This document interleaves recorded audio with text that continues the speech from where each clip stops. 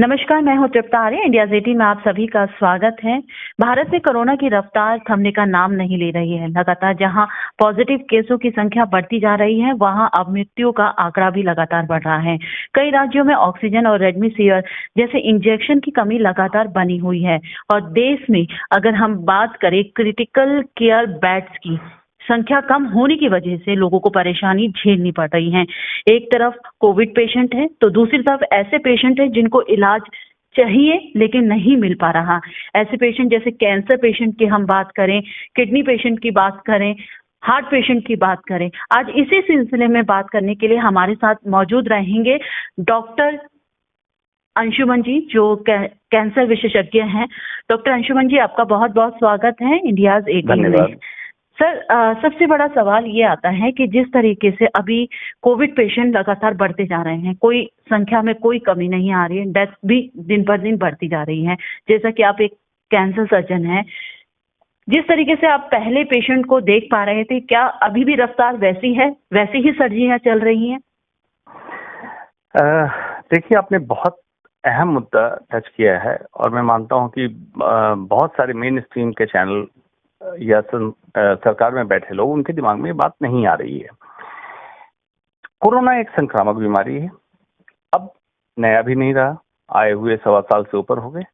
पिछले साल भी लॉकडाउन के दरमियान जब सारे अस्पताल को कोरोना का इलाज करने में लगाया गया था और गाड़ियां बंद कर दी गई थी, तो न जाने कितने लोग कैंसर के रोगी जिनका इलाज चल रहा था या जिनको हाल फिलहाल में पता चला था, दुर्भाग्यवश उनका एडवांस स्टेज हो गया और कई लोगों की जान भी चली गई।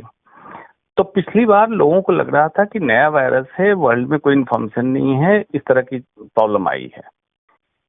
इस वायरस ने आपको 1.25 साल का टाइम दिया, जिसमें 4 लॉकडाउन कंप्लीट, उसके बाद ढीले ढीले करके अलग अलग स्टेप में खोला। लॉकडाउन के जो उद्देश्य थे उस समय, मिटिगेशन मतलब वायरस के संक्रमण के दर को धीमा कर देना, जिसको कहते हैं अल्पीकरण। प्रिपेयर्डनेस मतलब अस्पताल की तैयारी, ऑक्सीजन, बेड, आईसीयू और ट्रायजिंग एक सिस्टम होता है। ट्रायजिंग का मतलब ये है कि किस कोरोना के मरीज को कितनी ऑक्सीजन बेड की जरूरत है, किसको आईसीयू की जरूरत है, किसको सिंपल वार्ड में एडमिट रहना है। इसकी कोई प्लानिंग नहीं रही और हर राज्य ने अपने अपने हिसाब से किया। जैसे उदाहरण के तौर पे उत्तर प्रदेश ने किया था कि अगर एसिम्प्टोमेटिक भी हैं आप और कोरोना पॉजिटिव हो जाते हैं तो आपको हॉस्पिटल में ही भर्ती रहना है, घर पे नहीं रहना है। साइंटिफिकली स्पीकिंग ये बिल्कुल गलत डिसीजन था। उस समय भी मैं कह रहा था, आज भी मैं कह रहा हूँ।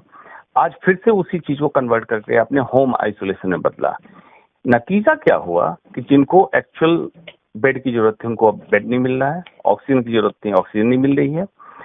इस दरमियान और क्या हुआ, क्योंकि अति गंभीर बीमारियों का इलाज भारत में हर राज्य में सुचारू रूप से उपलब्ध नहीं है।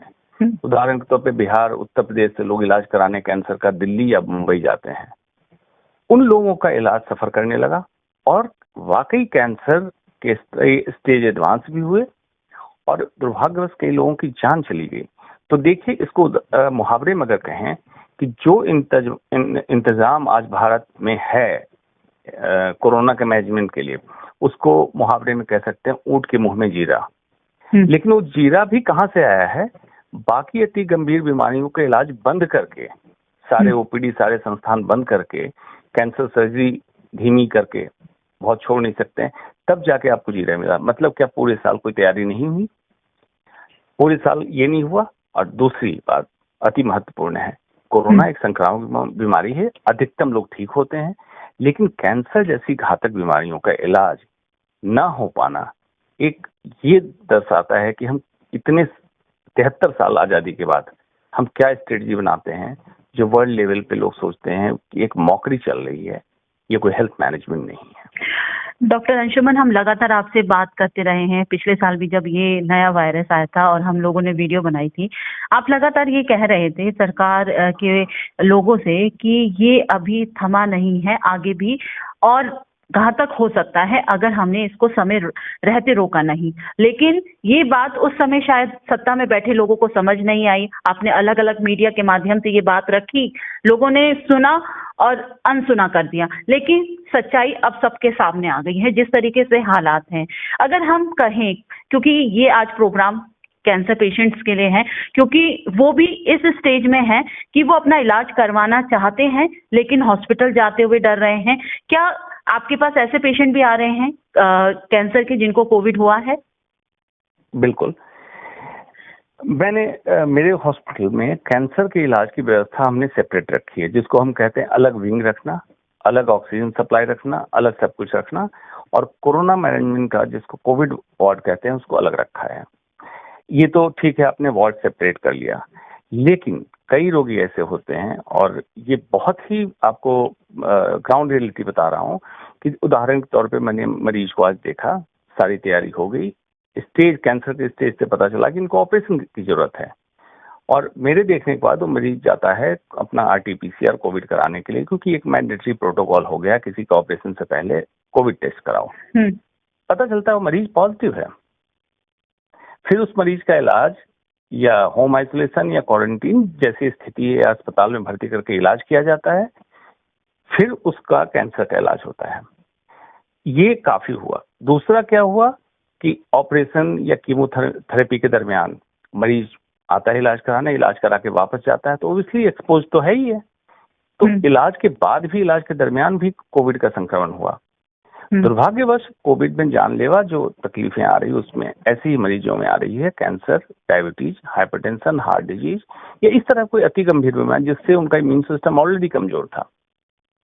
तो इसकी दुर्व्यवस्था ऐसे समझी जाए कि आपको अति गंभीर बीमारियों का इलाज सुचारू रूप से चलने देना था, और इसके कोरोना मैनेजमेंट के लिए टेम्पररी हॉस्पिटल्स अलग बना लेते जो बिल्कुल इससे कट ऑफ रहता, लेकिन ऐसा हुआ नहीं।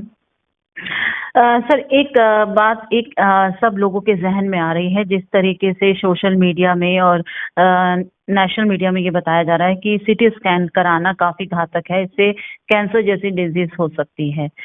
हालांकि अब देखा ये जा रहा है, जिनको थोड़ा सा भी इन्फेक्शन हो रहा है वो अपना CT स्कैन करवा रहे हैं, अपना एक्सरे करवा रहे हैं। ये कितना सही है कि एक्सरे करवाने के बाद या CT स्कैन करवाने के बाद कैंसर पेशेंट बन सकता है?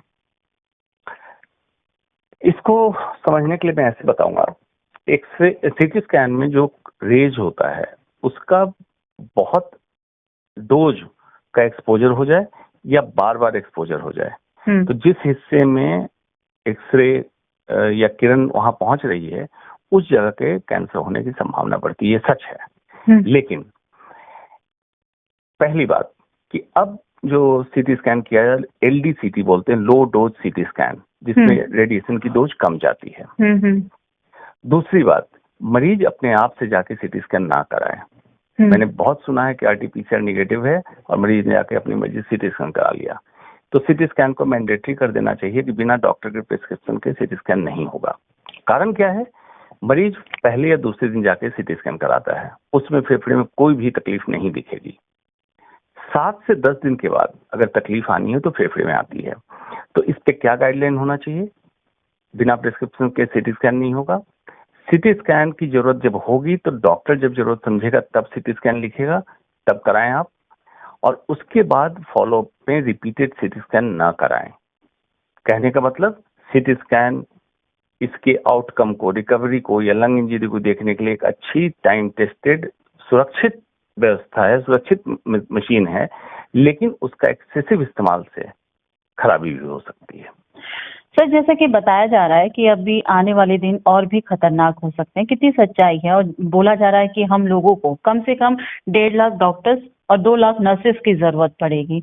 अब देखा है कि फाइनल ईयर के जो स्टूडेंट है, चाहे वो नर्स हो या डॉक्टर हो, हर किसी को इस जंग में झोंका जा रहा है। तो आप क्या कहेंगे इस मुद्दे को लेकर?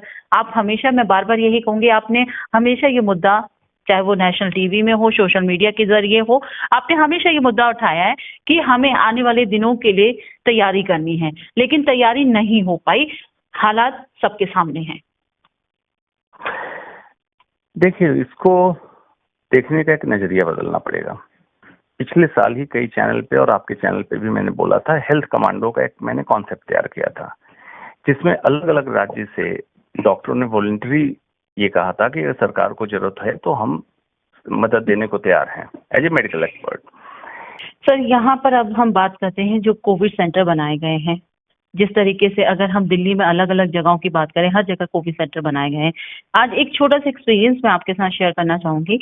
मैंने एक कोविड सेंटर छतरपुर में फोन किया। वहां पर मैंने वहां की स्थिति जानने की कोशिश करी कि क्या स्थिति है।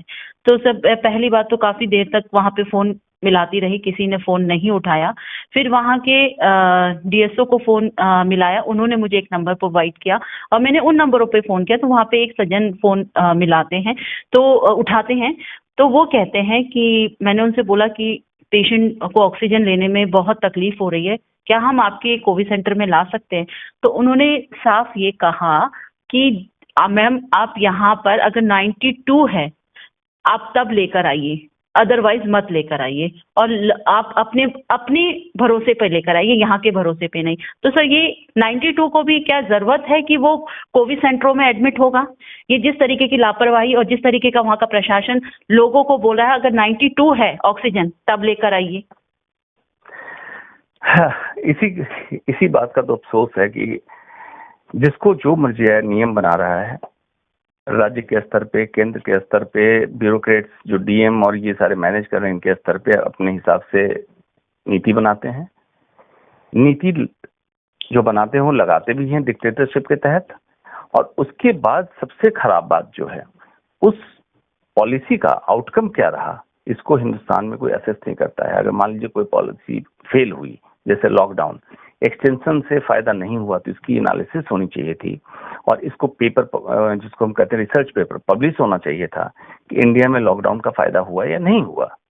सिमिलरली इस तरह की जितनी चीजें हैं डिसीजन ले रहे हैं, जिसको हम कहते हैं एडहॉकिज्म और इम्पल्सिव डिसीजन, इससे कोई फायदा नहीं हो रहा है। इस तरह से अगर करते रहेंगे, हम जूझते रहेंगे। और अभी बिल्कुल एज पे हम खड़े हैं, भारत देश हमारा एज पे खड़ा है। थोड़ी सी इधर उधर हुई तो जो विकराल रूप आज दिख रहा है, इससे कई गुना ज्यादा विकराल रूप हो सकता है। सर, मेरे मन में एक सवाल आ रहा है। जिस तरीके से मैं आपकी बातें सुन रही हूँ यहाँ पर, जिस तरीके से कहा जा रहा है कि इंडिया में अभी जो वायरस आया वो वायरस का कॉम्बो है। हर जगह से जो वायरस आया उसका एक कॉम्बो इंडिया के अंदर बन गया। ये ऐसा भी हो सकता है कि ये पहला जो वेरिएंट, अगर हम बात करें, भारत में बना हो ये म्यूटेंट, और ये दूसरे देशों में भी जा सकता है। बिल्कुल संभावना है। जितना समय आप वायरस को देंगे, वायरस की एक स्वाभाविक प्रवृत्ति होती है कि वो अपना म्यूटेशन करेगा। म्यूटेशन मतलब है उसके मूल रूप संरचना में बदलाव। जितना लंबा समय इसको चेन तोड़ने में लगाएंगे, वायरस म्यूटेट होता जाएगा। अनफॉर्चुनेटली कोरोना वायरस SARS-CoV-2 जो इस बार आया है, इसमें बेहतर म्यूटेशन, फेवरेबल म्यूटेशन कम हो रहे हैं, घातक म्यूटेशन ज्यादा हो रहे हैं, जिसमें आपने सुना होगा डबल म्यूटेंट। और अब बंगाल वर्जन आ गया जिसका नाम है ट्रिपल म्यूटेंट। 3 जगह पे म्यूटेशन है। और एक AP आंध्र प्रदेश वेरिएंट करके एक अभी वायरस है जिसका जीनोमिक सीक्वेंस चल रहा है, वो भी माना जा रहा है ज्यादा लीथल है। तो ये जिस तरह से मिक्स स्ट्रेन इंडिया में है, एक तो एक राज्य से दूसरे राज्य में स्ट्रेन जा रहे हैं, फिर इस कंट्री से दूसरे कंट्री में भी स्ट्रेन जाएगा। तो आपने सुना भी होगा कई कंट्री, उदाहरण के तौर पर मैं छोटे कंट्री की बात, भूटान और नेपाल जैसे देश ने भी इंडिया से लोगों का आना मना कर दिया है, बैन किया हुआ है। कारण यही है। सर, इस बीच में एक खबर मैंने सोशल मीडिया में पढ़ी थी, एक न्यूज़पेपर में पढ़ी थी। एक कैंसर पीड़िता है जिसका नाम ट्विंकल है, और कैंसर पीड़ित होने के बावजूद भी वो कोविड पेशेंट की मदद करें, गाड़ी चलाकर एम्बुलेंस के द्वारा लोगों को इधर से उधर, हॉस्पिटल से घर, घर से हॉस्पिटल ले जा रही है। ऐसी महिला के बारे में क्या कहना चाहेंगे ट्विंकल? क्योंकि एक को कैंसर पीड़ित होने के बावजूद भी उसने अपना जज्बा नहीं छोड़ा है। एज ए मेडिकल एक्सपर्ट और इस देश का नागरिक होते हुए मैं उनको सल्यूट करता हूँ, जिनके अंदर ये जज्बा है। उनकी संवेदनशीलता आप देख सकते हैं, क्योंकि उन्होंने एक ऐसी लाइफ देखी। कैंसर से लोग समझते थे मौत, उन्होंने उसको पछाड़ा, जीते। और उनके अंदर एक जज्बा है कि कोई बिना इलाज या बेसिक व्यवस्था के किसी की जान ना चली जाए, लेकिन एक इंसान जितनी कोशिश कर सकता है कर रही हैं, और मेरी शुभकामनाएं उनके साथ। हर व्यक्ति को कहीं न कहीं किसी की मदद करनी चाहिए। अभी विकट परिस्थिति है। डॉक्टर अंशुमन, इंडिया 18 से बात करने के लिए बहुत बहुत धन्यवाद, क्योंकि कई कॉल मेरे पास आ रहे थे आज, क्योंकि जब उन्होंने चैनल में आपका प्रोग्राम देखा कि आपके कैंसर से जुड़े मुद्दों को उठाइए, क्योंकि हम जानना चाहते हैं कि हम अपने पेशेंट को कैसे रख रखाव करें या किस तरीके से करें। सर्जरी के लिए जाते हैं लेकिन पता चलता है कि वो कोविड पेशेंट हो गया। आपने बहुत सारी बातों का यहाँ पर जवाब दिया उनको। आगे भी हम ऐसे कुछ सवाल लेकर आपके पास आते रहेंगे, और जिस तरीके से ये दौर अभी है, हर लोगों के लिए काफी ज्यादा दिक्कत है, खासकर वो पेशेंट जो ऑलरेडी बीमार हैं, चाहे वो डायलिसिस पेशेंट हो, चाहे वो कैंसर पेशेंट हो, चाहे वो हार्ट पेशेंट हो। ऐसे डॉक्टर्स जो किसी का हौसला बढ़ाते हैं, जिस तरीके से आप इलाज करते हैं, एक डॉक्टर के रूप में, एक फ्रेंड के रूप में आप जिस तरीके से पेशेंट को ट्रीट करते हैं, वो हमने देखा है।